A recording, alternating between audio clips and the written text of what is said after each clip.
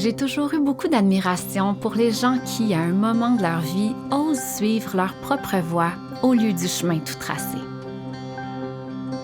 Je m'appelle Joanie Lacroix et j'accueille ici des gens qui ont décidé de faire partie de la solution pour créer un monde meilleur.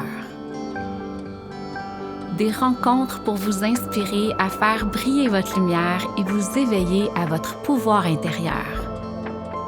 Je crois profondément que nous avons tous quelque chose d'unique à apporter au monde. Et je suis convaincue que notre vie devient riche de sens lorsqu'on partage notre magie. C'est notre plus belle contribution parce que chacun de nous peut changer le monde à sa façon. Je vous souhaite la bienvenue sur le podcast de Pastel Fluo. L'épisode d'aujourd'hui vous est présenté par Rose Bouddha, une entreprise de vêtements éco-responsables, éthiques, faite au Québec avec des matériaux écolos. Et en fait, Rose Bouddha a sorti une super belle collection et je pense que ça va vraiment vous intéresser. C'est la collection Zodiac.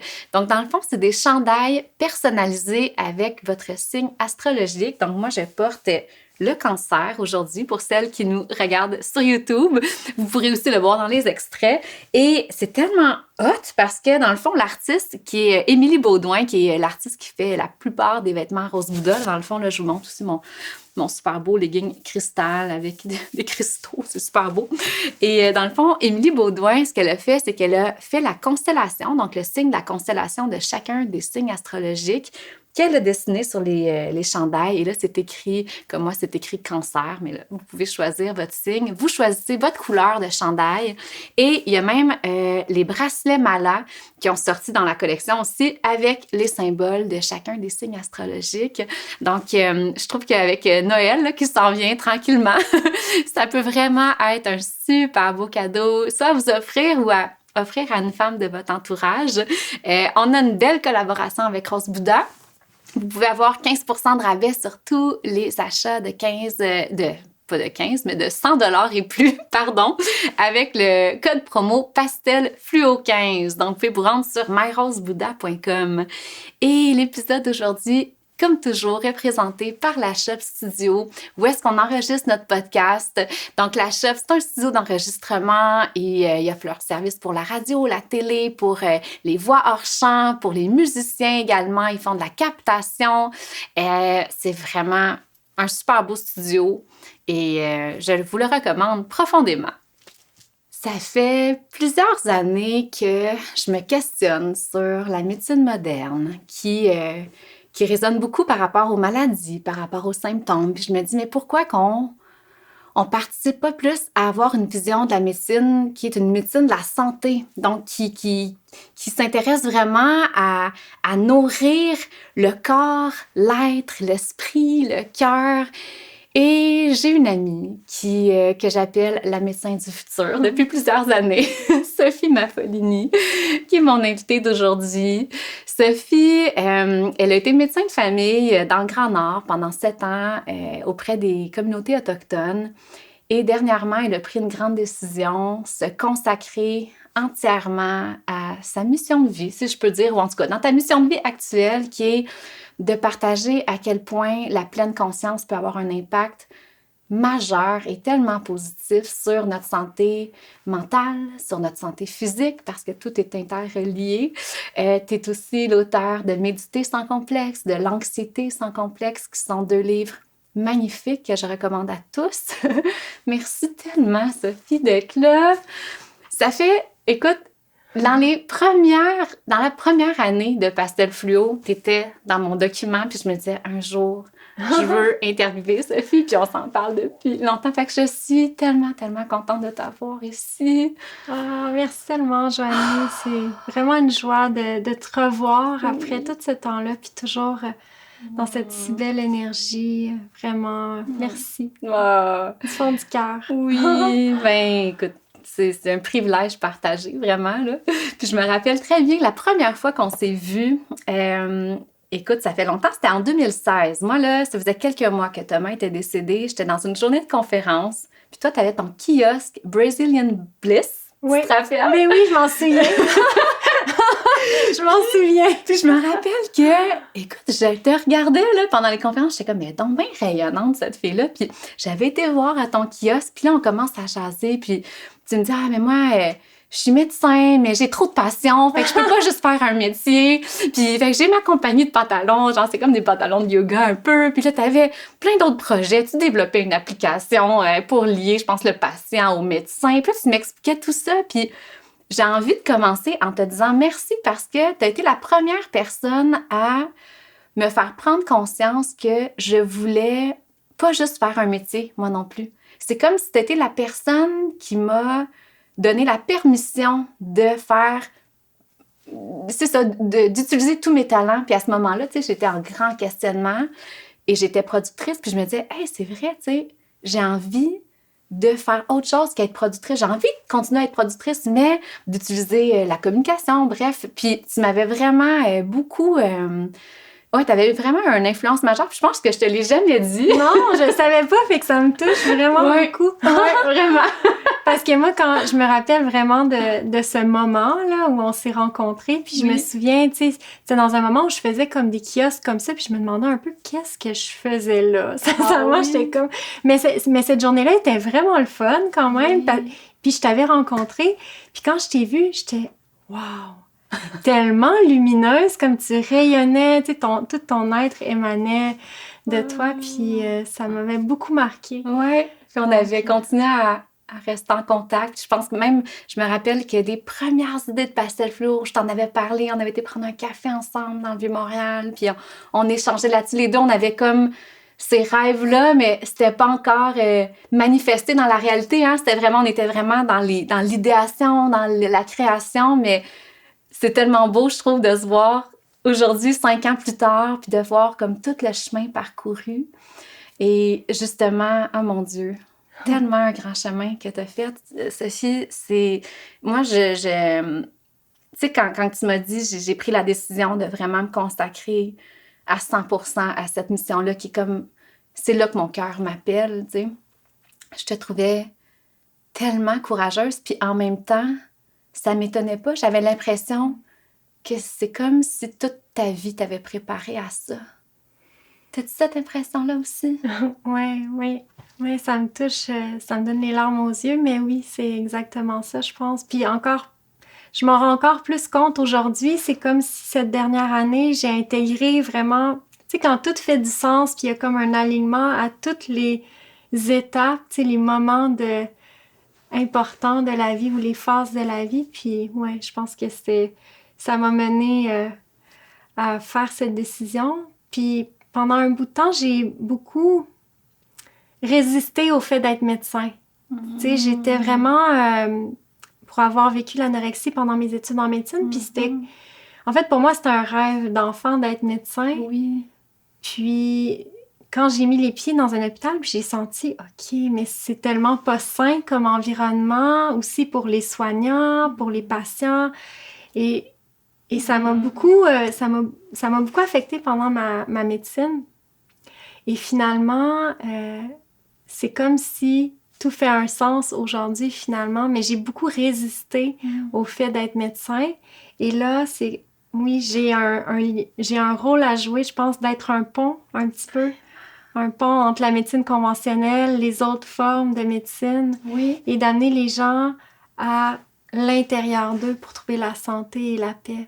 Exact. Puis c'est ça, tu sais, puis mon message aujourd'hui, puis c'est important pour moi de le clarifier en début d'épisode, c'est pas de mettre dans un coin la médecine conventionnelle parce qu'elle a tellement un grand apport, puis tant mieux qu'on ait la médecine conventionnelle, mais tu vois, on avait un épisode avec les Autochtones, justement, puis il me disait, mais est-ce qu'on peut ajouter autre chose? Donc, c'est pas de renier quoi que ce soit ou de tasser quoi que ce soit, mais est-ce qu'on peut ajouter d'autres choses? Puis pour moi, la place que tu es en train d'occuper dans ce nouveau paradigme-là de la santé, c'est vraiment ça, c'est de reconnaître tous les bienfaits de la médecine conventionnelle, mais de dire aussi, mais attends une minute, là, notre cœur, nos émotions, notre santé mentale, tout ça a un effet sur notre état physiologique, notre état physique. Est-ce qu'on peut participer aussi à Tu sais, pour moi, là, il y a quelque chose qui est comme un petit peu absurde, c'est que on arrive chez le médecin puis on a déjà une maladie, puis là, on veut absolument taire les symptômes. C'est un peu quasiment ça le but, tu sais. Mais on passe pas de temps au préalable à nourrir notre corps, nourrir la vie, prendre soin de notre corps pour peut-être éviter de développer ces symptômes-là qu'on veut tant atténuer, tu sais. Puis je trouve que le travail que tu fais actuellement au niveau de la pleine conscience va vraiment jouer beaucoup dans ce terrain-là à prendre soin de notre santé, finalement, tu sais.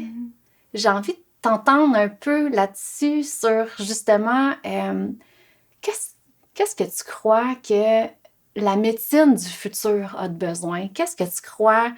Ou quand je ne sais pas, si tu visualises là, dans 150 ans, là, la version évoluée là, de la société, là, tu la vois comment? Est-ce que je te vois, c'est ça? Je te vois tellement comme un pont entre deux mondes actuellement, un monde qu'on imagine, qu'on est en train de construire tranquillement. On est au début, au balbutiement.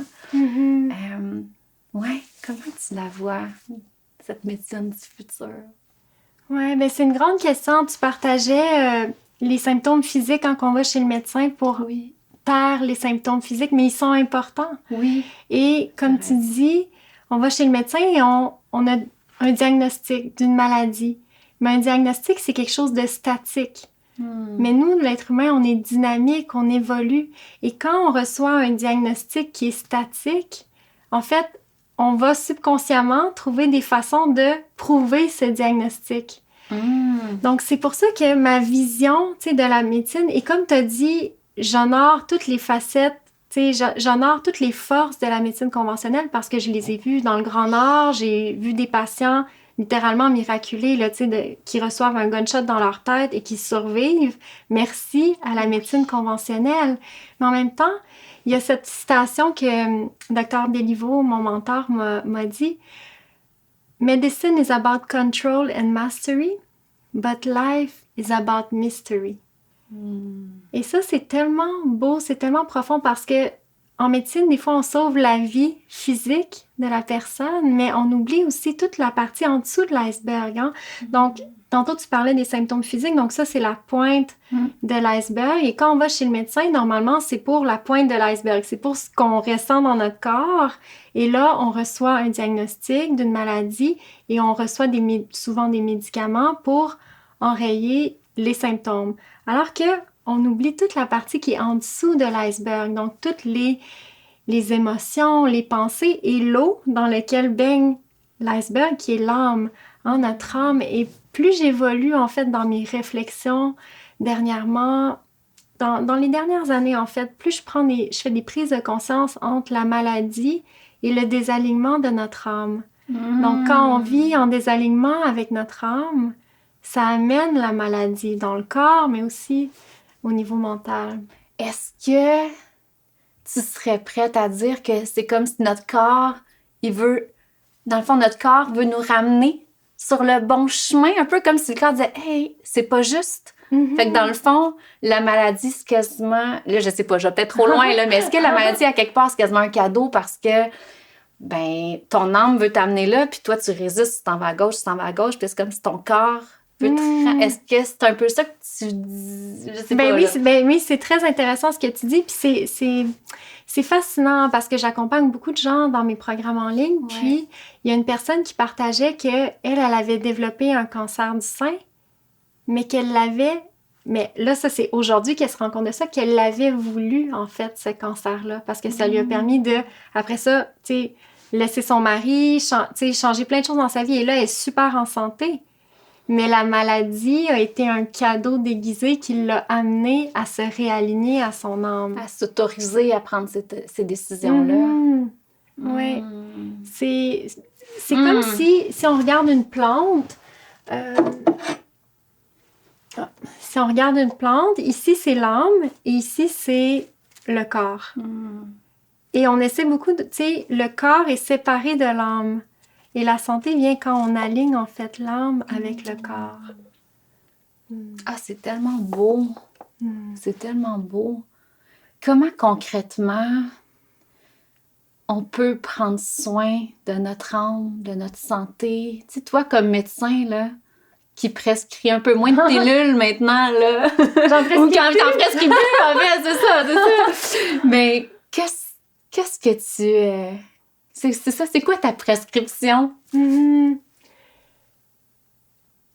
Tantôt, tu parlais du chef amérindien. C'était oui, de Dominique Rankin. Oui. Okay.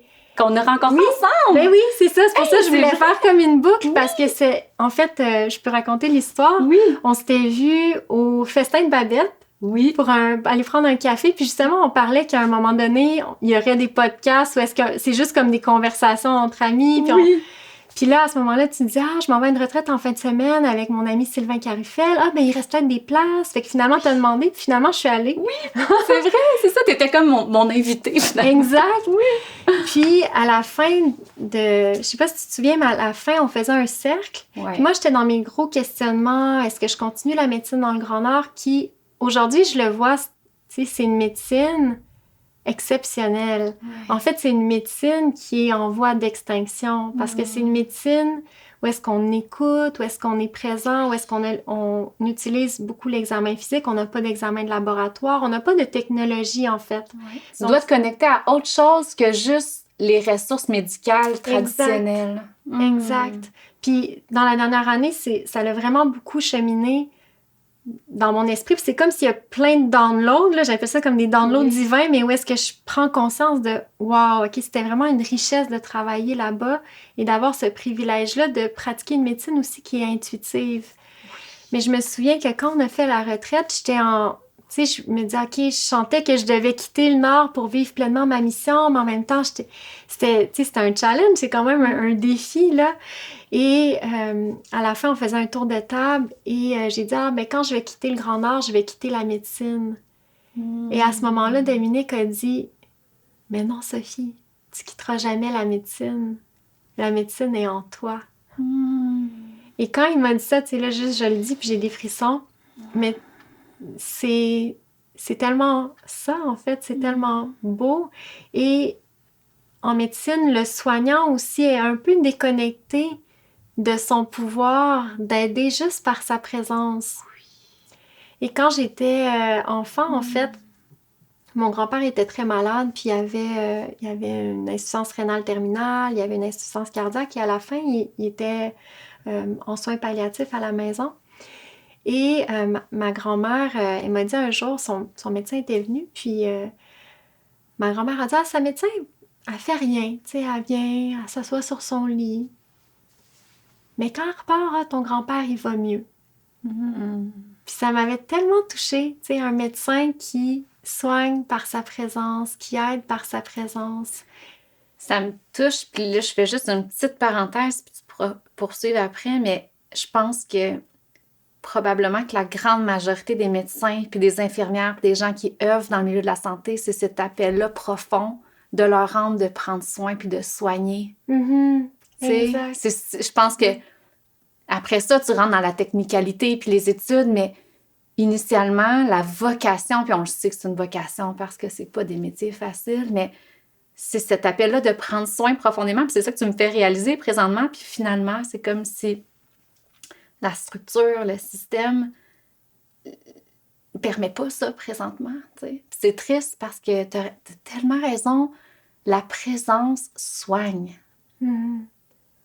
Vraiment. Ouais, c'est tellement beau. Ça. Vraiment, parce que ben, c'est un peu ça que je disais tantôt, tu sais, quand je suis rentrée dans un hôpital, puis... Mais c'était ça, en fait, tu sais, mon rêve, c'était d'être comme ce médecin-là qui soigne par sa présence. Oui. Mais, présentement, le système, où est-ce que c'est, ben, tu sais, on le sait, c'est vite, vite, vite, etc. Ouais. C'est un défi. Donc, comment est-ce qu'on peut se ramener à l'intérieur de nous aussi, tu sais, toute part aussi, l'âme médicale, c'est le patient, mais dans une médecine du futur, j'aimerais qu'on parle de participant. De quelqu'un qui est participant actif de sa santé. Qui prend sa responsabilité dans sa santé. Oui, exact. Donc, passer d'un système où on est un patient passif à un participant actif de sa santé. Et c'est ça que je vois, en fait, quand les gens s'investissent, quand les gens ont vraiment envie de faire une démarche, c'est là qu'ils ont des transformations intérieures vraiment profondes. Et en revenant à l'intérieur d'eux, oui, on a besoin parfois d'un guide extérieur, puis moi aussi, j'en ai consulté des gens, mais plusieurs réponses sont à l'intérieur. Et de faire ce retour, en fait, vers l'intérieur pour trouver la santé et la paix. Oui, puis toi, t'es comme un guide, finalement. T'es comme un... C'est ça, tout à fait. Tout à fait. Puis dans tout, hein, dans tout, on est notre... T'as tellement raison. On est comme notre... les réponses, on sait, finalement. Oui. On sait. L'autre peut nous aider à allumer des petites... à nous enligner, peut-être à nous déposer des questions qui vont nous amener des réflexions, à aller chercher des réponses, mais tellement. Puis c'est drôle parce que, tu sais, là, on en parle au niveau de la santé, mais je pense juste à l'éducation, puis c'est un petit peu la même transposition. Tu sais, je trouve que c'est vraiment ça, ce nouveau paradigme-là nous amène vraiment à développer notre autonomie, notre responsabilité, à s'accompagner soi-même, main dans la main, à devenir souverain. Hein? Tu sais, on parle beaucoup de souveraineté, mais pour moi, c'est vraiment ça. C'est comme me connaître, me connecter à moi. Puis après ça, les autres sont tous des guides autour de moi, tu sais. Mm-hmm. Mais, puis en même temps, je pense qu'exactement ça, c'est le défi de plusieurs parce qu'on est habitué de « j'ai mal, donne-moi une pilule ». Oui. Tu sais? Oui. Fait que d'être vraiment, tu disais passif tantôt, hein, c'est ça? Patient passif. Un patient passif, mais Mm-hmm. c'est vrai, ça me fait réfléchir parce que c'est comme toute une transformation de la conscience collective, quasiment, là, tu sais, pour amener les gens à participer vraiment, puis ça demande un travail intérieur, ça demande un travail sur soi, ça demande d'aller dans ces zones d'ombre, tu sais, ça demande de l'inconfort, en fait. Exact, oui. Mais il y a la solution rapide, facile et complexe, qui est quand même une pilule. C'est rapide, facile, mais c'est compliqué. Il y a beaucoup de technologie, il y a beaucoup de science. Et il y a une façon qui peut être plus facile, une façon qui est en fait plus simple, mais qui nous amène à faire un retour à l'intérieur. Ouais. Et ça, c'est un défi. Donc, de faire un retour à l'intérieur, de choisir, je vais aller à l'intérieur de moi pour voir, OK, comment je me sens là? Comment ça va dans mon corps? Quels sont les messages de mon corps en ce moment? Et notre corps nous parle, hein? Notre corps est un guide il nous reflète aussi. Et les émotions sont aussi liées au corps, les pensées aussi. Donc, tout est lié ensemble. Et c'est ça qui est tellement fascinant. Tu sais, plus j'observe les gens, en fait, plus j'ai entendu tellement d'histoires que tu dis, OK, le lien est indéniable. Tout est interrelié. Oui. Sauf que, en médecine, souvent, on s'occupe juste de la pointe de l'iceberg, mais il y a tout qui est lié ensemble. Tu sais, je pense entre autres à une patiente qui, je reviens dans le Grand Nord, et elle a pratiquement perdu la vue au complet. Elle voyait presque plus rien. Quelques jours avant, son frère s'est suicidé. Et quelques jours après, elle a perdu la vue. Donc, c'est assez fascinant le lien entre qu'est-ce qu'on peut vivre, qu'est-ce qu'on ne veut pas voir. Et, tu sais, j'en ai plein des exemples comme ça. Mais c'est fascinant, en fait. Ouais, qu'est-ce qu'on ne veut pas voir, puis qui se transpose dans la matérialité, finalement, dans la matérialité physique. Oui. Oui. Justement, tu sais, quand tu disais tantôt, dans le Grand Nord, tu as eu l'occasion de pratiquer une médecine qui était plus intuitive. Je me rappelle aussi que ça m'avait marqué, tu m'avais déjà dit, des fois, là, j'ai juste besoin d'écouter les patients. Des fois, c'est ça qu'ils ont besoin. C'est pas d'une pilule, c'est d'écoute puis de présence, tu sais. J'ai envie que tu me racontes un peu... Tu sais, parce qu'il y a peut-être des médecins qui nous écoutent présentement puis qui ne travaillent pas dans le Grand Nord puis qui travaillent dans un milieu plus traditionnel. Comment est-ce qu'ils pourraient venir ajouter, justement, des petites parcelles que tu as pu aller, justement, de médecine un peu plus intuitive dans le milieu traditionnel?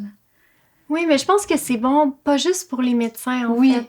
Parce que l'écoute seule est médecine. Et... ça, j'ai pratiqué 7 ans dans le Grand Nord et là-bas, je voyais vraiment des choses très difficiles, très, tu sais, des films d'horreur, mais dans la vraie vie. Et quand je recevais les patients qui, tu sais, tout le monde se connaît, tout le monde est un membre de la famille, donc il y a vraiment une grosse charge, en fait, de trauma dans le Grand Nord, de trauma psychologique, de trauma physique. Parce que toute la communauté le vit. Oui. Même si c'est pas de ta famille immédiate, c'est ça. Oui. Ouais. Quand une personne se suicide, toute la communauté est en deuil.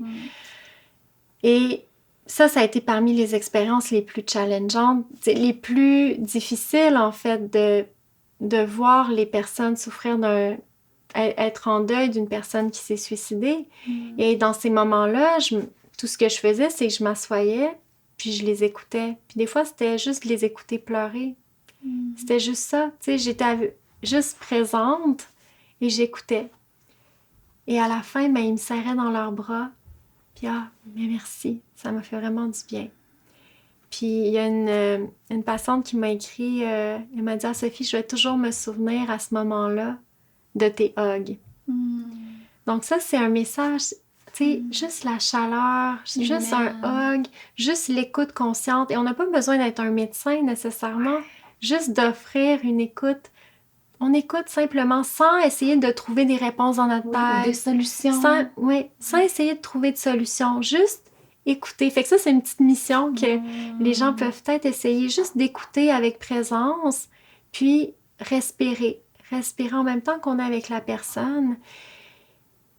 Et sincèrement, tu sais, je travaillais comme médecin, mais beaucoup de mes consultations, je faisais juste écouter. Parce que la souffrance était tellement grande. Les gens en deuil, c'est le temps qui guérit, c'est de s'asseoir aussi avec les émotions, de prendre le temps de s'asseoir avec les émotions.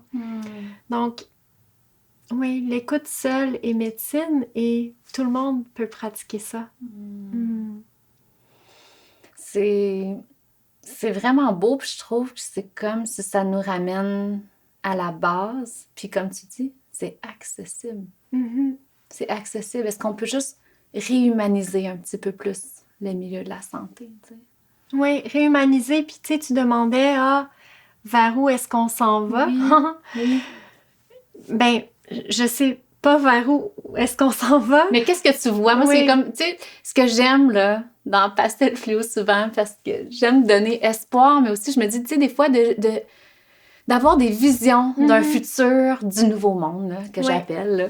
Mais, tu sais, ça nous donne espoir, mais aussi ça nous donne comme une direction de dire, hey, oui, c'est vrai, il y a tout ça qui se passe, il y a tout ça qui collapse présentement, mais ça doit... Voyons, c'est quoi collapse en français? S'effondrer. S'effondrer, c'est ça, ça doit s'effondrer pour qu'on puisse reconstruire sur des nouvelles structures qui sont tellement plus saines, tellement plus durables pour l'humain, pour le vivant, tu sais. Donc c'est ça. Donc, j'aime avoir juste...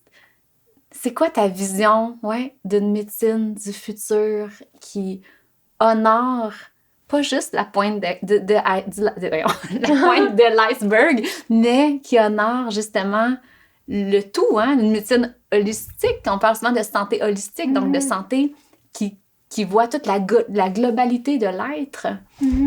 Et non, c'est la dimension seulement physique.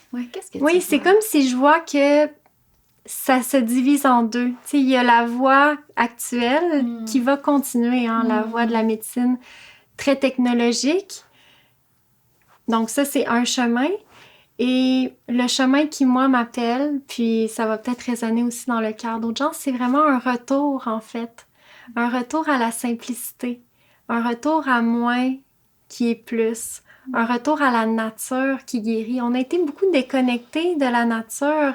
Puis c'est un peu drôle parce que dans mes formations, je parle du earthing, entre autres, qui est juste se connecter pieds nus à la terre, puis se recharger comme ça, puis ça a des propriétés anti-inflammatoires.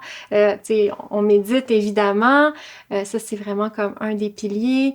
Puis je partageais sur la luminothérapie. Puis là, je disais en joke, OK, j'ai fait toute ma médecine pour dire aux gens, comme, allez marcher nu-pieds sur le sable, puis fait de la luminothérapie, puis méditer. Je suis comme, OK, wow. Toutes ces années de médecine pour ça. Mais en même temps, je pense qu'on est appelé, on le sent plusieurs d'entre nous, je pense, sentent cet appel de retour à la nature, qui est aussi un rappel au retour de notre nature profonde et véritable, notre nature créatrice. On est créateur, on est vraiment puissant, on est des êtres puissants. Donc, de se reconnecter à la nature autour, mais aussi à l'intérieur de nous. Donc, c'est pour ça que dans ma vision actuelle, c'est pas quelque chose à quoi je pensais il y a 1 an. Sincèrement, c'est pas quelque chose qui était dans mon champ. Moi, ma mission, c'était de partager la pleine conscience, répandre la pleine conscience dans le monde. Puis je voulais faire ça en ligne. Mais en fait, il y a 3 ans, j'ai mis les pieds sur un terrain au Mexique par plein de synchronicité. Puis c'était un terrain que le feeling, c'était comme dans Avatar. Tu sais, le film Avatar. Et là, j'ai senti qu'il y a vraiment quelque chose ici. Il y a une énergie. Et là, finalement, on a acheté le terrain. Puis je savais pas trop pourquoi, mais t'as suivi ton intuition. Oui, j'ai suivi mon intuition. C'était clair. C'est comme, c'est ça qu'il faut que tu fasses. Et en décembre, en fait, je suis retournée marcher sur le terrain pour sentir, OK, qu'est-ce qui veut naître ici? Puis là, la vision devenait de plus en plus claire. Puis là, j'ai senti, OK, il y a plus que, tu sais, il y a plus. Et là, j'ai demandé à Alexis, qui est comme le visionnaire un peu, j'ai dit, il reste-tu des terrains? Il dit, ben on a ouvert le terrain juste à côté, puis l'autre juste à côté. Là, j'étais comme, of course! Et là, finalement, je dis à Félix, je sens qu'il faut qu'on les prenne. Il était comme, mais non, Sophie, là, on en a assez, là, tu sais, d'un terrain. J'ai comme, non, je sens que ce lieu-là est important, tu sais. Puis, de janvier à maintenant, mais en fait, de janvier à juin, en fait, c'est comme si les lieux magiques comme ça, de guérison en nature, sont apparus un à un. Puis, je t'ai partagé avant qu'on s'est appelé que la mère de mon mari a fait un AVC. Puis, elle est devenue paralysée du côté droit. Et ça a été assez troublant, là, tout cet épisode-là à Rio, parce qu'elle, tu sais, elle venait d'un milieu très pauvre, puis elle avait pas de papier, puis les lits étaient réservés pour la COVID. C'était comme un peu surréel comme expérience. Puis après 3 jours, ils l'ont renvoyée à la maison, mais tu sais, elle était paralysée, on savait pas, elle avait un saignement dans sa tête, c'était vraiment surréel. Et j'ai vu mon mari, tu sais, transporter sa mère 180 marches pour l'amener jusqu'à chez nous, puis on était assis devant la mer, puis on regardait la mer, puis les oiseaux. Puis c'était comme, c'est correct. C'était vraiment spécial comme feeling, c'était comme, OK, là, la pire chose qui pouvait arriver pratiquement est arrivée, mais c'est correct. Et finalement, on a trouvé un centre de réadaptation, puis on descendait les marches pour... Félix partait pour aller la porter au centre de réadaptation. C'est comme à 20 heures de voiture. Puis, il y avait juste tellement d'amour, comme dans ce moment-là. Que ça faisait son œuvre à quelque part. Oui, ça faisait son œuvre. Puis là, j'ai senti, OK, c'est correct. Puis quand j'ai remonté les marches, j'ai entendu un message, c'était vraiment clair. C'est le temps de créer le paradis sur terre dans lequel on souhaite vivre. Puis tu sais, je pense que c'est ça que tu fais, tu sais, avec Pastel Fluo. C'est ça chaque personne œuvre à sa façon pour créer le paradis sur terre dans lequel on souhaite vivre. Et là, tous les lieux magiques se sont manifestés. En tout cas, je pourrais en reparler si tu veux. Mais parle! En fait, c'est que c'est tellement comme magique. Chaque lieu, ben, il y a ce lieu-là au Mexique. Et ensuite, quand j'étais au Mexique, je me dis, mais moi, j'aime la mer. Ça serait le fun, un terrain sur le bord de la mer. Et là, la même journée, j'appelle mon amie Élise, qui était elle qui nous avait mis en contact, en fait, pour le premier terrain au Mexique. Et elle me dit, je suis en train d'acheter un autre terrain. Je suis en train d'acheter un terrain sur le bord de la mer au Mexique. Je suis comme, OK, of course. Je dis, il t'en reste-tu? Elle me dit, oui, il en reste 2000 mètres. Je dis, OK, on va le prendre. Elle me dit, OK. Là, après ça, le 7 janvier, je me rappelle la date, je suis allée à la plage, puis je m'étais fait une journée de, tu sais, juste d'écriture. Vraiment, tu sais, je m'assois, j'écris tout ce que mon âme a envie de manifester. Et là, j'avais mis, tarot au Mexique, j'avais mis un tarot au Costa Rica. Je savais pas trop pourquoi. Et finalement, la même journée, j'étais assise à la plage, là, mon amie m'écrit « Sophie, finalement, il y a quelqu'un qui prend pas son terrain, t'as un 2000 mètres de plus, est-ce que tu le veux? » Je dis « OK. » Après ça, elle me réécrit « Ah, il y a quelqu'un d'autre, un autre 2000 mètres de plus. » J'étais comme « OK. » Après ça, un autre 1000 mètres de plus. Fait que là, t'as 7000 mètres. J'étais comme « Ah, OK. » Et là, la vision est devenue claire, c'est de faire comme un lieu pour les guérisseurs, pour les healers, mais qui aiment aussi le yoga, la danse, parce que c'est près de Sayulita. Et là, la vision a commencé à grandir. OK, on va créer une constellation de lieux de guérison magique qui ont chacun leur couleur, ils ont chacun leur particularité. Et moi, j'ai une âme nomade. Oui, en nature. Et là, après, la même journée, le tarot au Costa Rica s'est manifesté. La même journée, je suis dans un mastermind avec Regan Elliott. Puis la même journée, il écrit « Hey, on a un grand tarot au Costa Rica qu'on vient de finaliser et on ouvre 5 lots pour des gens qui veulent venir dans ce vortex-là, si je peux appeler. » Là, j'étais comme « Wow, c'est magique! » Donc, on a ce lieu-là. Et finalement, il y a maintenant une deuxième église magique au Québec pour créer... en fait, là, ça, c'est comme nouveau. La vision est devenue claire en fin de semaine. OK! Wow! Oui, puis c'est tellement magique comment ça fonctionne l'univers, hein, quand je te parlais de « Surrender to the flow of life », puis c'est vraiment une de mes nouvelles philosophies. Puis ça fait comme quelques mois qu'on travaillait, en guillemets, pour cette église magique-là et aussi une auberge au Québec qui est comme vraiment surréel. C'est comme, elle a l'air comme d'un mix de Patch Adam puis Amélie Poulain. Et dans cette auberge-là, en fait, on veut créer un centre de guérison de la dépression en nature. Donc, tous ces lieux se sont comme manifestés. Puis en fin de semaine, l'idée pour l'église numéro 2, c'est de célébrer l'amour. Célébrer l'amour, donc, tu sais, avec Félix, on a notre tradition de un mariage par an. Oui. Et là, ça va être une église où est-ce qu'on va célébrer des petits mariages, des remariages, des renouvellements de vœux, ou des gens qui veulent juste célébrer l'amour. Ouais. Donc, puis, tu sais, la vision est tellement devenue claire. Et donc, on a ces différents lieux-là. Et je pense que... Donc, attends, juste que je comprenne bien. Donc, c'est des lieux en nature, un petit peu partout dans le monde, des lieux qui déjà émanent des hautes vibrations, là, si je peux dire, là, que tu te sens déjà bien juste d'arriver là. Et les gens viennent là pour se ressourcer ou vraiment venir guérir. C'est des gens malades qui viennent là pour venir guérir. Qu'est-ce que tu vois là? Qu'est-ce que je vois? Mais je le vois vraiment. Ou c'est peut-être pas encore clair, je sais pas. Mais c'est comme si je vois que chaque lieu a sa particularité puis va appeler les âmes. Pour moi, c'est comme un appel d'âme. Okay. Je sens que c'est dans ça qu'on est rendu. Je sais pas comment le dire, mais tu sais, dans tous mes programmes, c'est des appels d'âme. Et là, en fait, c'est devenu tellement clair. Tu sais, j'ai partagé les lieux magiques à ma communauté. Puis là, je me dis, OK, mais ça va prendre des gens pour travailler dans ces lieux magiques-là. Et là, finalement, j'ai lancé ça à la communauté. Et là, les gens ont embarqué. Donc, je sens que, tu sais, on est en train de créer, quand on parlait de l'ancien système qui est en train de s'effondrer, mais comment est-ce qu'on peut créer un nouveau système? Où est-ce que les gens sont dans leur zone de magie? Où est-ce qu'on peut être? Où est-ce qu'on peut se soigner par notre présence? Où est-ce que chaque personne va aller aussi dans un des lieux qui va appeler son âme, qui va appeler son cœur?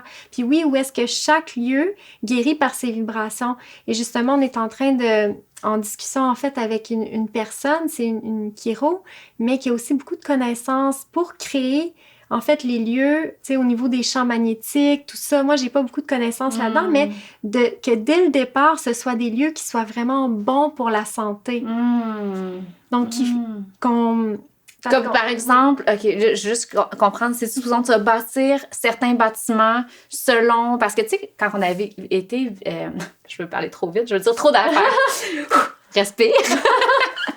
Quand on avait vécu notre retraite avec Dominique, le lieu qu'on avait vécu, la femme, elle avait engagé une praticienne énergétique, je sais pas si tu te rappelles, puis le bâtiment était vraiment... suivait là là, je sais pas, peut-être pas les bons termes, là, mais en tout cas, un flow énergétique pour justement s'assurer que l'énergie circule puis que ça soit vraiment un lieu de guérison et tout. Donc, c'est un petit peu ça. Oui, tu exact. dis, OK. Oui, c'est ça. Puis, est-ce que tu vois, supposons, parce qu'il y a beaucoup de monde, il y a quand même quelques médecins qui m'ont dit que ils ont une vision de centre, justement, qui unit autant toute la médecine préventive, médecine énergétique, médecine traditionnelle, puis de vraiment d'être, puis même psychologie, santé mentale, etc., puis de vraiment créer des lieux qui unissent toutes ces voix-là, qui se parlent, tu sais, puis qui reconnaissent, en fait, la médecine de chacun, tu sais, vraiment les petites médecines de chacun. Puis,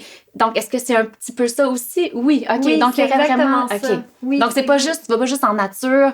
Il y a vraiment il y a des healers. Donc, healers à tous les sens du terme. OK. Exact. Oui, excuse-moi, c'est pas clair. Non, mais je veux juste... Oui, par exemple, au Mexique, quand je suis allée marcher, OK, j'ai vu, OK, il va y avoir une petite villa, 2 moyennes villas, une plus grande villa. Sur l'autre terrain, OK, on va faire un centre pour des retraites. Il va y avoir une plateforme de méditation. Il va y avoir une piscine naturelle. Il va y avoir une salle de sound healing. Puis des petites casitas où les gens vont pouvoir venir se connecter à la nature. Et l'appel, en fait, tu sais, dans mes formations, il y a des gens de tous les horizons. Tu sais, il y a des gens de vraiment toutes les professions de la santé, où est-ce que chaque personne a sa zone de magie. Donc, comment est-ce qu'on peut unir les forces de chacun, que chacun soit dans sa zone de magie, contribue avec sa zone de magie dans un environnement qui est sain, qui fait du bien, tu sais, où est-ce qu'on va respirer, ça va sentir bon. Donc, c'est un peu ça la vision. Donc, oui, de marier, en fait, toutes les professions de la santé au service de la santé. Tout ce qui peut faire du bien à l'humain et l'aider à guérir, l'aider à... C'est fou, hein? Je lisais un livre, là, puis je sais pas comment ça que je pense à ça présentement, mais il y a un lien qui était sur l'Atlantide. Oui. Et c'était une femme qui avait tout canalisé des visions d'Atlantide. Puis, bon, là, c'est un peu ésotérique. C'est rare que je vois tant que ça dans l'ésotérisme, mais c'est quand même ça. Puis c'était tellement beau, ça me touchait. Il y avait des pièces que cette femme décrivait. Les gens, supposons, allaient recevoir des soins énergétiques. Et c'était sur, tu sais, la table, c'était genre du quartz rose, supposons. Puis il y en avait une autre, il y avait des fleurs partout. Donc, l'odeur des fleurs venait guérir. Il y avait comme plein de petites... Je te le passais, ce livre-là. Ça pourrait peut-être t'inspirer parce que je me disais, oh mon Dieu, tu sais, juste de le lire, j'imaginais ce lieu-là, puis je me disais, ça guérit l'âme, justement, tu sais. Puis, je trouve ça tellement beau, Sophie. Je trouve que c'est...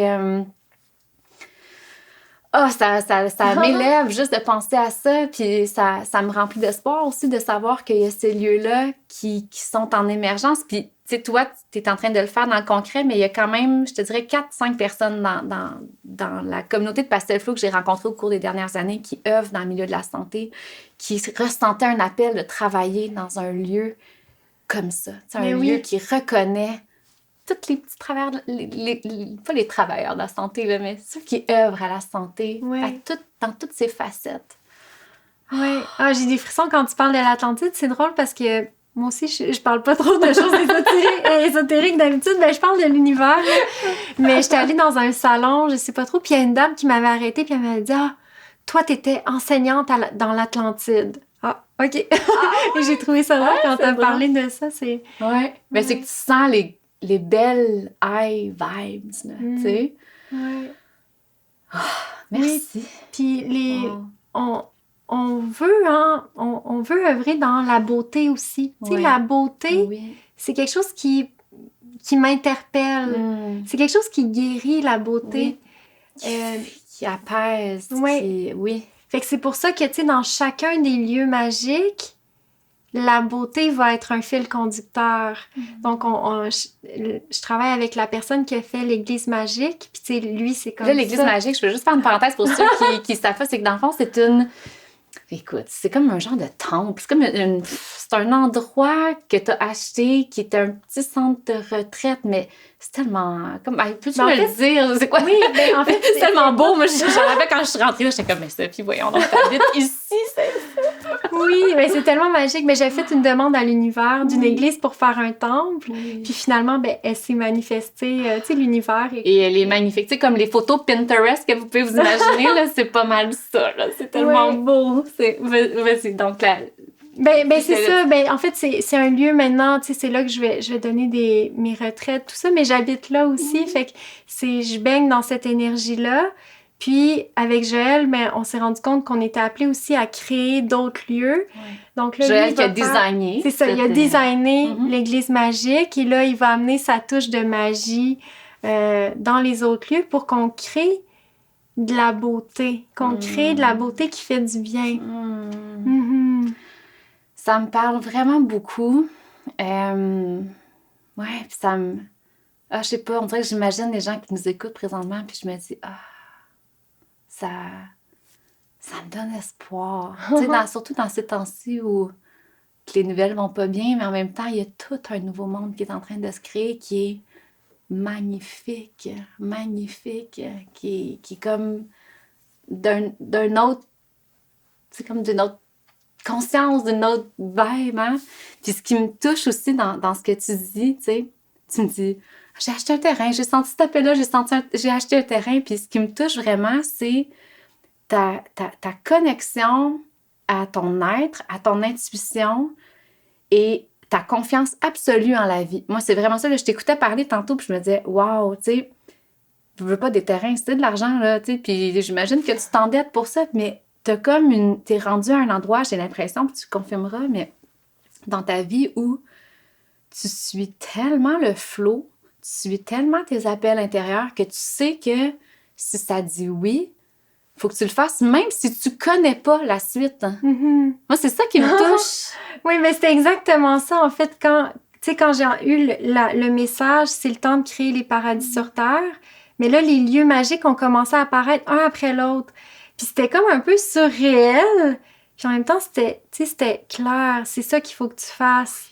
Donc, c'est juste, OK, surrender to the flow of life. Puis c'est comme ma nouvelle philosophie. Surrender to the flow of life. J'adore ça. Je vais me le noter tantôt. J'adore. J'ai lu, en fait, un livre. Puis là, je sais pas s'il va être disponible parce que je l'ai dit tellement à plein de monde que les gens me disent « j'en trouve plus! » C'est le livre The Surrender Experiment de Michael A. Singer. Puis ce livre-là, en fait, c'est tellement magnifique. Puis... En fait, il étudiait au doctorat. Et là, il a commencé à méditer. Puis là, il s'est rendu compte qu'il y avait une voix dans sa tête qui disait qu'il arrêtait pas de parler. Comme la voix dans notre tête qui arrête pas de parler. Et là, il s'est mis à capoter. Genre, il était comme obsédé par la voix et comment faire taire cette voix-là. Fait que là, il s'est mis à méditer. Puis là, sa femme, elle l'a quitté. Fait qu'il s'est acheté un terrain comme dans le bois. Et là, il se disait, moi, je veux juste construire un petit shack puis méditer. That's it. Et finalement, par le flot de la vie, il y a un de ses amis qui est venu l'aider puis ils ont construit une grosse maison. Puis là, il était comme, juste en surrender to the flow of life. Donc, juste en écoutant les appels intérieurs, il en donne ensuite. Un peu comme, tu sais, Fred Laloux dans Électron Libre disait, qu'est-ce que la vie a envie de faire avec moi? Fait que de l'intérieur vers l'extérieur. Puis de juste... OK, continue. Oui. Wow! Puis là, finalement, il construit sa maison et là, il y a quelqu'un qui... Puis lui, en fait, il avait décidé de vivre sur ce principe que si la vie est capable de créer un cerveau humain, qu'est-ce qui arriverait si je laissais la vie œuvrer? Tu sais, faire son œuvre. Et en surrender to the flow of life. Et là, il y a une fille qui vient puis elle marche sur son terrain puis elle dit « je peux-tu venir marcher sur ton terrain? » Il dit « Dans sa voix, la voix disait non, mais il était comme « OK, surrender to the flow of life. » Fait qu'il dit « OK, surrender to the flow of life. » Et là, la fille, elle revient, elle dit « je peux-tu mettre une tente sur ton terrain? » Là, la voix dans sa tête était comme « non. » Mais il dit « surrender to the flow of life. » OK, il laisse aller. Après ça, il part un mois en retraite. Et là, il revient, la fille, elle a construit une maison sur son terrain. Puis là, il dit là, la voix dans sa tête, elle est comme... Elle est folle! Puis là, finalement... il a médité, il s'est calmé. Puis là, la fille a dit, ah, ben, tu sais, je vais rester là, puis, tu sais, quand je serai plus là, ben, t'auras une maison à louer. Et de tous ces épisodes-là, avec juste la comme devise de Surrender to the Flow of Life, il a créé une éco-communauté de 900 acres. Il est parti de 5 acres à 900 acres et il a créé une entreprise milliardaire du fin fond du bois, juste en Surrender to the Flow of Life. Puis ça m'a tellement marqué. Donc, c'est ça que je me dis. Donc là, attends, juste que je comprenne. Parce que là, c'est pas de suivre finalement les appels intérieurs, c'est plus de laisser la vie être. En vrai, là, je comprends. Laisser la vie s'exprimer à travers nous. toi. Okay. Mais c'est la même chose que Frédéric Laloux. Il disait qu'est-ce que la vie veut exprimer à travers. Parce que moi, ça m'a vraiment marqué Électron Libre. Oui. Puis cette question-là, qu'est-ce que la vie souhaite exprimer à travers moi, ça me porte beaucoup au quotidien. Mais c'est juste que là, ça m'a mélangé. Parce que l'exemple de la femme, supposons, lui. OK, je comprends. La petite voix, c'était comme sa petite voix du mental. C'est ça. Mais dans le fond, dans son appel intérieur, c'était. Pas de problème. C'est ça. OK, c'est là que j'étais confuse. OK. Fait que sa voix intérieure disait go, puis on surrender to the flow of life. Et là, tout ça, c'est wow, c'est créé. Ouais. Mais c'est ça, tu sais, c'est ça, on est comme en train, je suis dans ce processus-là aussi, tu sais, de désapprendre pour apprendre un petit peu comment que la vie fonctionne réellement. Exact. Comment que la vie se crée, comment que la réalité se crée, comment, tu sais. Exact. Fait que, tu sais, quand ça arrivait, tu sais, quand j'étais sur le terrain au Mexique, puis je marchais, puis là, je voyais, tu sais, qu'est-ce qui se dessinait, puis je partageais ça à Félix. Puis là, j'ai dit, ah, ben, tu sais, on va prendre, tu sais, je pense qu'il faut prendre les deux autres. Puis il était comme, mais Sophie, non, tu sais, ça n'a pas rapport, tu sais. J'étais comme, non, mais je sens ça, tu sais. Puis finalement, là, tout se dessine, tout fait du sens. Puis c'est vraiment de laisser la vie, tu sais, c'est de suivre l'intuition. Puis l'intuition nous guide tellement. Puis je pense d'accepter que notre intuition nous donne des clés, mais que ça veut... Tu sais, on le sait pas tout de suite, la suite. Puis de faire confiance à ça. En fait, moi, c'est ça que j'entends aussi là-dedans. Oui. De faire confiance que ben, les prochaines réponses vont venir après. Là, c'est ce message-là que tu reçois. Fais ce pas-là. Puis après ça, ça va se construire, tu sais. Mais... c'est beau. Oui, puis l'intuition, c'est comme une boussole. Hein, tu sais, elle pointe toujours vers le nord. Puis là, c'est notre mental qui, ben, je vais aller voir à l'est ou je vais aller voir à l'ouest qu'est-ce qui se passe. Mais notre intuition, elle pointe tout le temps dans le nord. Puis c'est un muscle aussi, en plus, qu'on se connecte à notre intuition. Mais moins, en fait, plus ça devient facile et fluide, moins on prend les décisions à partir du mental, puis plus on fait juste suivre l'intuition. Puis c'est comme on a pratiquement plus de décision à prendre. Oui, puis en même temps, tu vois, je faisais une formation justement sur comment se créer la réalité, tu sais. Puis en même temps, c'est très logique aussi parce que, bon, considérant qu'on est tous des êtres d'énergie puis de vibration, chacun émane des vibrations, chacun émane des souhaits, des désirs véritables, bon. Mais si tu te connectes à ça, et là, on est vraiment... Ça, je ne vais pas dans ces sujets-là, mais regarde, let's surrender to the flow of life. Mais si on se laisse vraiment transporter par ça, ben, ça veut dire qu'on se connecte au flow collectif. Donc, le flow collectif nous unit aussi. Donc, c'est logique que ce soit plus fluide. Tu comprends-tu? Est-ce que j'explique bien? Ben oui. Oui. Donc, quand j'ai pris conscience de ça, je me suis dit, OK, ben oui, tu sais, il y a quand même une logique dans tout ça, dans l'invisible. Qui est très, très logique. Donc c'est fascinant. Mais c'est tellement un autre... C'est tellement... En tout cas, pour moi, ça fait juste quelques années que je suis consciente de ça. Puis on a tellement grandi dans une autre façon de concevoir, puis beaucoup dans la tête, puis dans le mental. Donc, des fois, je me dis quasiment, c'est-tu trop beau pour être vrai? Mais c'est vraiment comme ça. C'est-tu beau, mon Dieu? C'est... wow! C'est comme si on apprend à naviguer dans une nouvelle dimension un peu qu'on connaissait pas. En tout cas, moi, c'est le feeling. Tu sais, quand j'ai fait la demande à l'univers d'une église pour faire un temple, mon mental a embarqué. Oui. Tu sais, mon mental a embarqué. OK, elle va être où l'église? Oh mon Dieu, elle va-tu être à Montréal? Oh, une grande église, ouais, mais ça va être compliqué à réparer. Ah, mon père va capoter, mon père va péter sa coche. C'était ça. Puis là, j'ai fait comme... OK, je vais juste laisser aller ça, puis l'église, elle apparaîtra quand elle va apparaître. Ouais. Et là, tous les petits indices sont arrivés. Tu sais, je marche sur Saint-Denis, je vois une boutique qui est comme des trucs de Bali, d'Inde. Moi, j'adore ça. Puis là, je rentre là-dedans, puis il y avait comme des grosses poutres.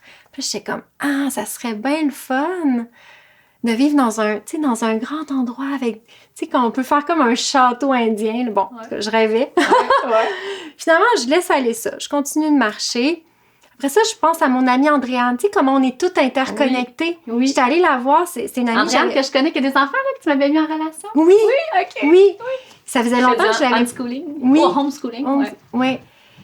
Ça faisait longtemps que je l'avais pas vue, puis j'étais allée la voir en Estrie, puis j'étais comme, ah, c'est tellement beau, la nature, ça doit tellement être le fun, tu sais, puis j'adore Montréal, là, tu sais, je me suis toujours sentie montréalaise de cœur.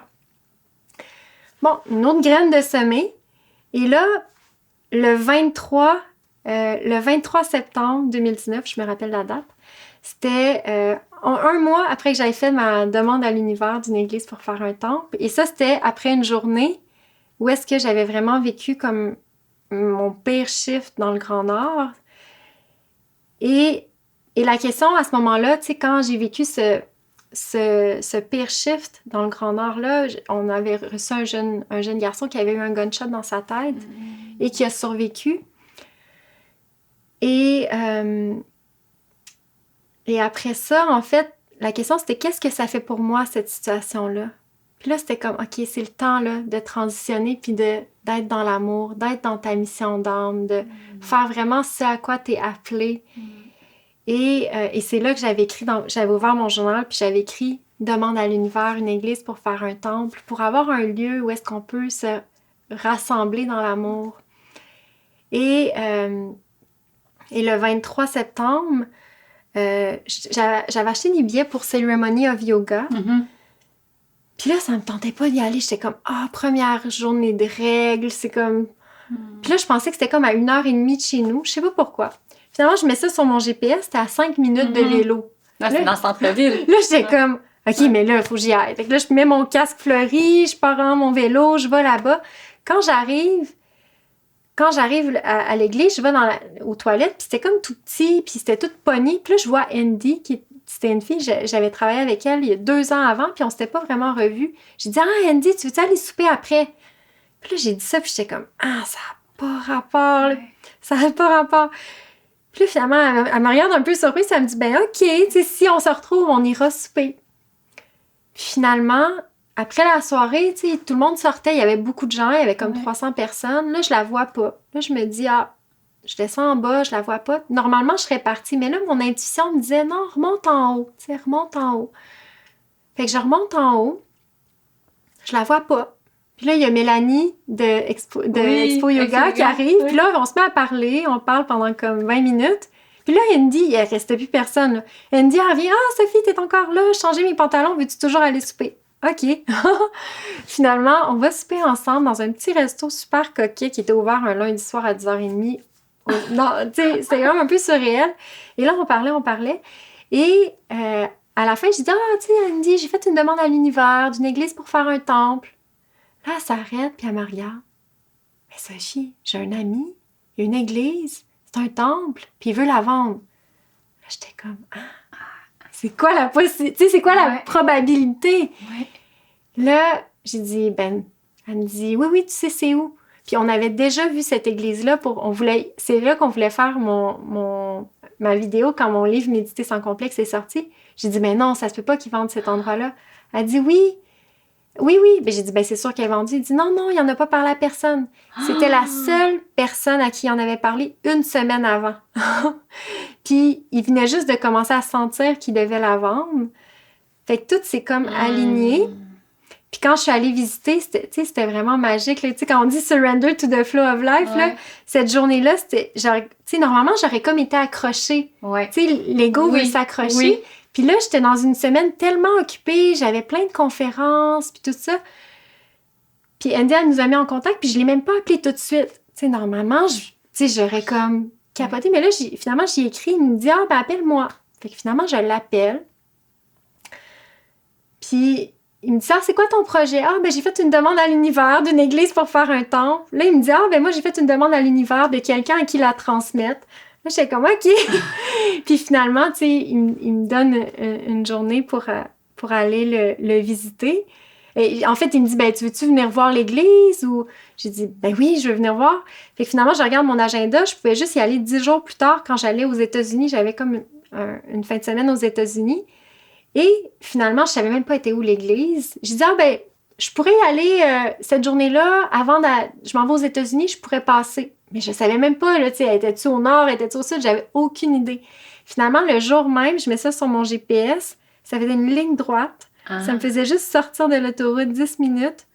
Puis c'était en estrie, oui. en nature, oui. avec plein de choses de Bali, un peu comme la boutique sur Saint-Denis. C'est tellement beau. Écoute, je me rappelle, je voyais les photos, je me disais, c'est quoi cet endroit-là? C'est tellement magnifique. Quand tu nous as invités à souper l'autre fois, mais ça fait 1 an et demi déjà, avant la pandémie. C'est magnifique. Mais c'est ça, je pense, puis c'est ça. En fait, en t'écoutant, ça me redonne encore plus de confiance. Et je le sais. Puis tellement de fois, j'ai eu des confirmations. Puis je me suis dit, mon Dieu, fais confiance à la vie. Arrête de te limiter. Tu sais, quand tu fais confiance, puis tu t'ouvres à l'abondance, puis tu fais, tu sais, confiance, là, les bras grands ouverts, là. Tellement de fois, j'ai eu plein de synchronicités, puis on dirait qu'il faut tout le temps que je me le rappelle. Puis des fois, le petit doute vient tout le temps, mais ça peut-tu être si magique que ça? Ben, oui, encore une fois, tu sais. Puis de me dire, limite-toi pas aussi. C'est drôle, tu sais, je t'entends parler, puis j'en avais parlé un petit peu sur mes réseaux sociaux parce que je cherchais une gardienne pour Elia. Tu sais, je venais d'arriver à Val-David, puis bon, il y a comme une crise des garderies, puis j'en trouvais pas. Puis là, mon ami m'avait dit, mais là, limite-toi pas. C'est dans ton monde idéal, là, est comment la gardienne? Puis là, je l'avais écrit. Écoute, encore une fois, là, plein de synchronicité, puis bang! Je peux même pas croire que c'est cette fille-là qui prend soin de ma fille, tu sais. Fait que c'est... Puis encore une fois, j'étais comme, bon, la vie vient de me confirmer que arrête de douter. Fait que pour moi, c'est vraiment ce message-là, puis justement, d'écouter la vie qui va être vécue à travers toi, de donner suite, puis puis d'aimer, je pense, le mystère qu'il y a après. Oui. C'est ça qui résonne aussi. Juste avant de finir, pour moi, je peux pas comme t'interviewer puis passer à côté de ce sujet-là qui est la pleine conscience, la santé mentale. Tu sais, la santé mentale, j'ai reçu Lisa Marie, tu sais, ici, il y a quelques mois. Et en fait, tu sais, la santé mentale, je trouve ça magnifique que tu œuvres beaucoup à aider à la santé psychologique parce que tu t'y connais très bien en santé mentale. Tu l'as vécu toi-même, c'est un chemin que tu as marché avant de participer à la guérison des autres. Et c'est vraiment la pleine conscience qui a eu un impact majeur sur toi. Puis j'aimerais juste que tu nous en parles un petit peu parce que, bon, je sais, présentement, c'est très difficile dans la société. Beaucoup, beaucoup de dépression, beaucoup d'anxiété. Et je suis tellement d'accord avec toi. La pleine conscience, c'est tellement une voie qui permet d'être en paix, qui permet de... J'ai envie de t'entendre là-dessus. Tu sais, comment est-ce que tu vois que la pleine conscience peut vraiment créer un impact positif sur notre santé mentale, sur notre santé physique aussi? Mm-hmm. Oui, mais je vois la pleine conscience comme un soleil, tu sais, avec plein de rayons. Parce qu'on vit beaucoup sur le pilote automatique. Ouais. Hein? Donc, c'est un peu comme quand on prend l'autoroute, puis là, on se rend compte 30 minutes plus tard, je suis déjà rendue, puis j'ai même pas vu la route, là. Mais tu sais, c'est un peu comme ça qu'on vit notre vie. Ouais. Et quand on vit sur le pilote automatique, mais ça a des impacts vraiment sur toutes les sphères de la vie puis de la santé. Tu sais, si on y pense, mais quand on est sur le mode pilote automatique, c'est un mode qui est plus anxiogène. Donc, si on est longtemps sur le mode pilote automatique, bien, on peut développer des troubles anxieux, etc. Tu sais, si on est sur le mode pilote automatique, on va faire beaucoup d'évitement, on peut aller dans des dépendances, on savoure moins la vie. Donc, tu sais, ça va vraiment avoir un impact négatif sur pratiquement toutes les sphères de la santé, le mode pilote automatique. Et si on vient et on met plutôt l'ingrédient magique, je dis magique parce que, tu sais, plus je vois des transformations, c'est pas instantané. Ouais. C'est magique, mais pas instantané. Ouais. Donc, on met l'ingrédient de la pleine conscience et on l'amène avec constance dans le quotidien, mais ça commence à rayonner sur les différentes sphères de la santé. Donc, ça peut avoir un impact au niveau de la gestion du stress, diminution du stress. Les gens qui méditent, en fait, leur système nerveux qui est lié au fight or flight, donc au combat-fuite, le système nerveux sympathique est diminué et le système nerveux parasympathique qui est lié à la relaxation est augmenté par rapport aux gens qui ne méditent pas. Donc ça a plein d'impacts en fait. Tu sais, ça va faire diminuer la tension artérielle, la fréquence cardiaque. Si on est plus en pleine conscience, on va peut-être avoir des habitudes de vie qui vont être plus saines. Donc ça, tu sais, quand on parle de la médecine est en nous, mais c'est une habitude qu'on va intégrer qui va faire un rayonnement sur les différentes sphères de la santé. Donc, si on commence à se remplir de soi, ben, on a peut-être moins besoin de se remplir de choses extérieures qui vont mener vers la dépendance, etc. La pleine conscience a été aussi beaucoup étudiée pour les douleurs chroniques. Puis ça, c'est une facette où est-ce que la médecine est très impuissante, en fait. Et donc, pour la douleur chronique, j'ai vu des gens que ça faisait 12 ans qu'ils avaient des douleurs 24 heures sur 24, n'avoir pratiquement plus de douleur. Tu sais, en faisant une démarche intérieure, en prenant conscience de quand est-ce qu'elle a commencé cette douleur-là. Ah, elle a commencé quand j'ai commencé à travailler à cette place-là. OK, intéressant. Et là, comme ça, on vient libérer, hein? On vient libérer des blessures. Donc, pour les douleurs chroniques, pour tout ce qui est attention, pour la mémoire, ça peut avoir des impacts positifs. Ça va avoir des impacts sur l'anxiété, la dépression. Donc, c'est vraiment un soleil qui rayonne sur les différentes sphères de la santé. Donc, moi, c'est comme souvent un point de départ où commencer une démarche parce qu'en fait, ça vient nous apaiser, ça vient nous ramener à l'intérieur, ça vient nous connecter avec, si on fait une boucle avec l'iceberg, ça nous ramène en contact avec la partie immergée de l'iceberg, les émotions, les pensées, et aussi, ça nous amène en contact avec notre âme.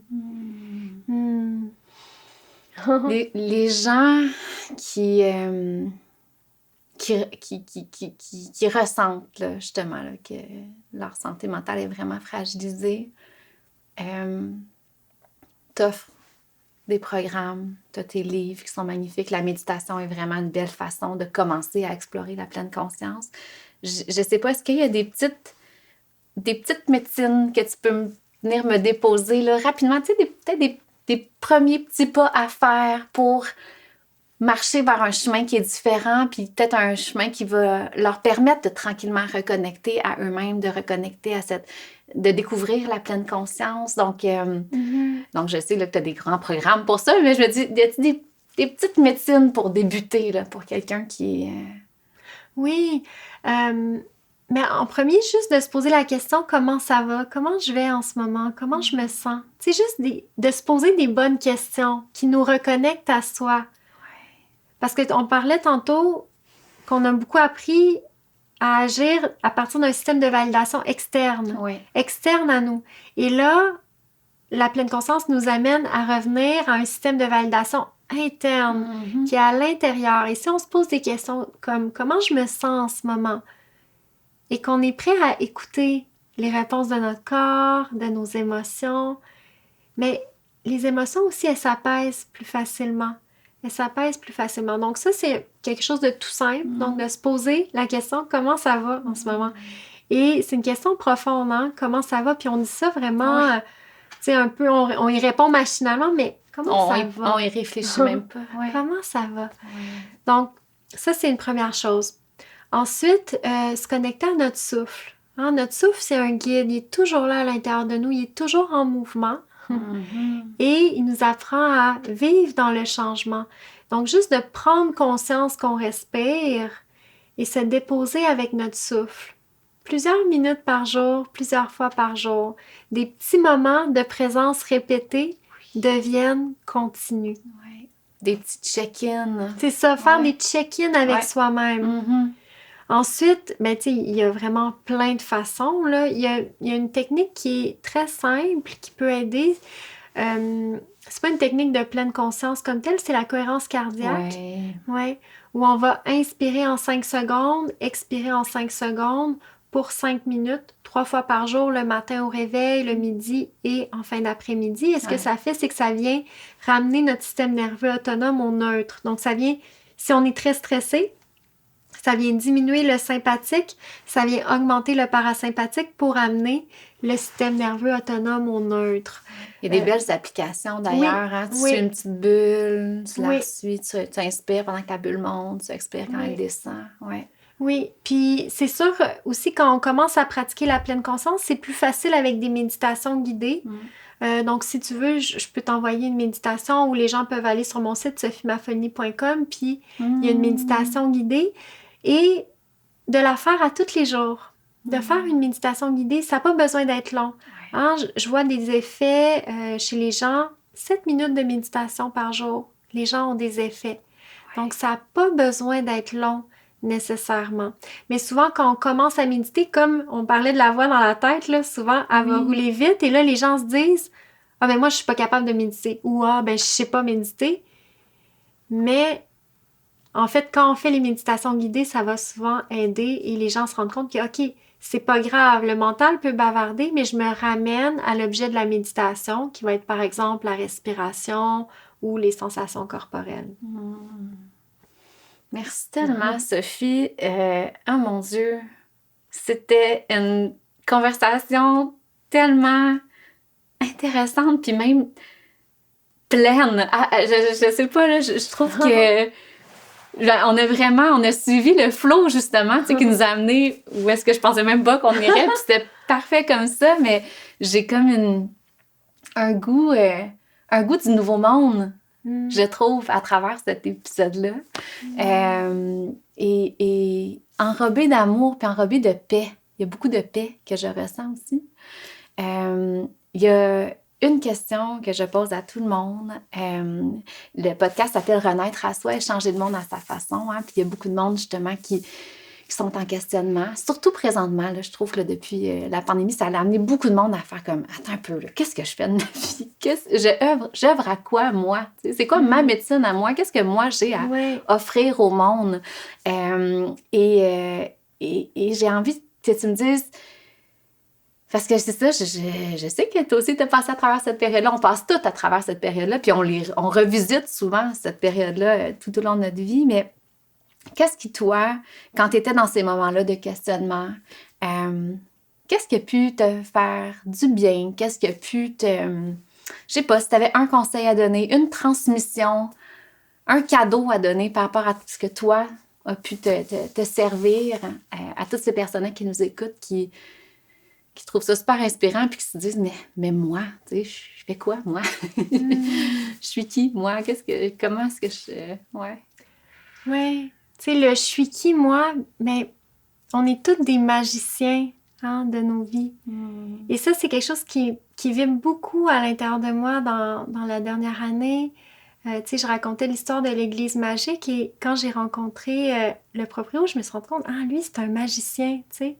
Puis après, on parlait de l'autre dimension, là, mais à ce moment-là, quand je suis sortie de l'église cette journée-là, puis je me suis vraiment sentie comme en alignement. C'était comme, ah, l'univers m'a entendu. Et puis là, je me suis mis à pleurer. Puis, mais c'était tous les événements d'avant qui ont mené à ce moment-là. Et donc, de prendre conscience qu'on est des magiciens. Je pense de prendre conscience de notre magie intérieure.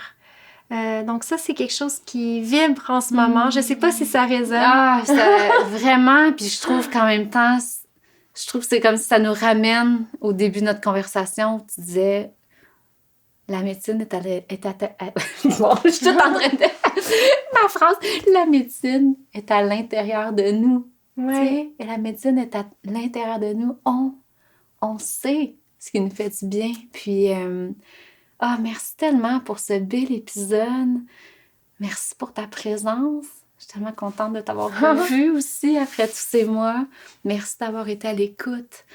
Partagez, mettez-nous des commentaires. J'aime tellement ça, vous lire. J'aime tellement ça, savoir qu'est-ce qui est venu résonner avec vous. Puis, puis de faire confiance. Moi, il y a beaucoup, c'est vraiment ça qui m'habite présentement en t'écoutant, de faire confiance. Puis de faire confiance aussi que des fois, on ressent des choses. Tu sais, je repense à tantôt quand tu disais au cercle avec Dominique Rankin, tu sentais que, éventuellement, ça serait ce pas-là à faire, hein, de quitter la médecine. Mais des fois, la pleine conscience, pour moi aussi, c'est d'être pleinement conscient, d'être très connecté, que des fois, on a des intuitions, puis on sent que c'est pas dans le moment présent que la décision doit se prendre, mais on sent que c'est ça qui s'en vient aussi. Donc, puis de donner vie à ces appels-là intérieurs, puis de voir tout ce que renferme l'iceberg à l'intérieur de l'océan. C'est tellement beau, j'ai adoré cette image-là. Merci. Oui, puis juste si je peux, je te parlerai des heures, là, mais tu parlais quand on est dans une situation où on doit faire des choix, ou qu'on se questionne. Il y a une question qui m'a beaucoup guidée, moi, dans les 2 dernières années, dans la dernière année et demie, c'est: est-ce que je choisis par peur ou par amour? Et ça a été vraiment, je pense que ce qu'on veut créer, c'est un monde d'amour. Est-ce que je choisis par peur ou par amour? Est-ce que ma décision, si je prends une décision par amour, qu'est-ce que l'amour ferait? Qu'est-ce que l'amour ferait? Et ça m'a toujours guidée parfaitement. J'ai eu vraiment des grands choix. J'ai fait des grands choix dans les dernières années, mais en même temps, c'était, l'amour choisissait. Si je demande à l'amour, qu'est-ce que l'amour ferait? Mais c'est ça qu'elle aurait fait. Donc ça, c'est peut-être une petite piste aussi pour les gens qui ont des grandes décisions ou qui se questionnent sur leur chemin. Puis même dans les petites décisions, hein, est-ce que je choisis par peur ou par amour? Oui, puis pour faire du pouce, on va-tu le finir, l'épisode, je sais pas. Mais tu sais, l'amour, c'est au niveau du cœur. Puis moi, souvent, je me dis, ici, là, au niveau du cœur, là, est-ce que ça s'ouvre ou ça se ferme? Tu sais, l'amour va ouvrir le cœur, va dire, tu vas sentir que c'est un oui qui ouvre. Puis la peur va être comme non, va se fermer. Donc ça aussi, ça peut être un indice. Oh, mon ami, merci, merci, merci. Merci. Merci à toi, Joanie. C'est tellement c'est un cadeau. Un honneur, un cadeau. Vraiment. Un cadeau. Vraiment, je te parlerai des heures. On s'en réserve pour un documentaire. Oui. Bravo pour toute la douceur, l'amour que tu répands, puis tous ces choix aussi que tu fais en alignement avec ton âme. Qu'est-ce que mon âme a envie? Donc ça, c'est une autre question aussi qui me porte. Merci.